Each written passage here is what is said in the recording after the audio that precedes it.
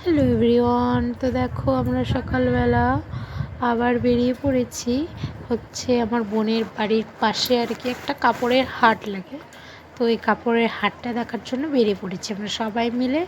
তো একটা শাড়িও নিব আমার কাকির জন্য, এখানকার শাড়ি কাকি নিবে, তারপর আরও কয়েকটা কাপড় কেনাকাটা করবো। কি চুপ করো, হ্যাঁ করবো। এই যে আমরা বেশি দূরে না,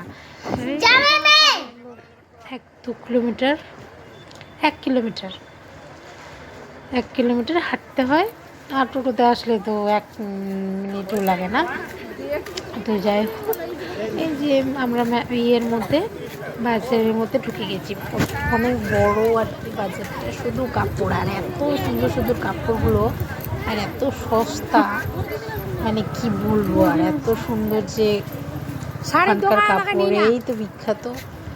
এদিকে কম পাওয়া যায়, এদিক থেকে এদিকে আনে, তাই জন্য আমাদের এদিকে দামটা কম, একটু বেশি একটু, তো ওদিকে অনেক কম দাম।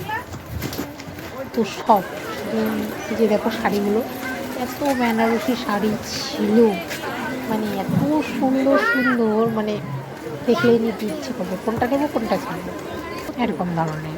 যে আমরা শাড়িগুলো দেখা দেখি করছিলাম আমার কাকির জন্য নেওয়ার জন্য, তো পছন্দ হচ্ছিল না, তাই জন্য 2-1টা দোকান ঘোরাঘুরি করছিলাম আমরা। তারপরে বোনও নিল প্লাজো, চুড়িদার টুড়িদার এগুলো নিল। এই যে এই সাইডে নিয়েছি আমি কাকির জন্য, যে কাজ করা শাড়িটা, যেটা খয়েরি কালারের দেখলাম, ওই শাড়িটা একদম দোকান বন্ধ করে দিচ্ছে, আরো দোকান তাহলে অনেক দাম পড়বে। কেমন লাগলো ব্লগটা অবশ্যই লাইক কমেন্ট শেয়ার করো।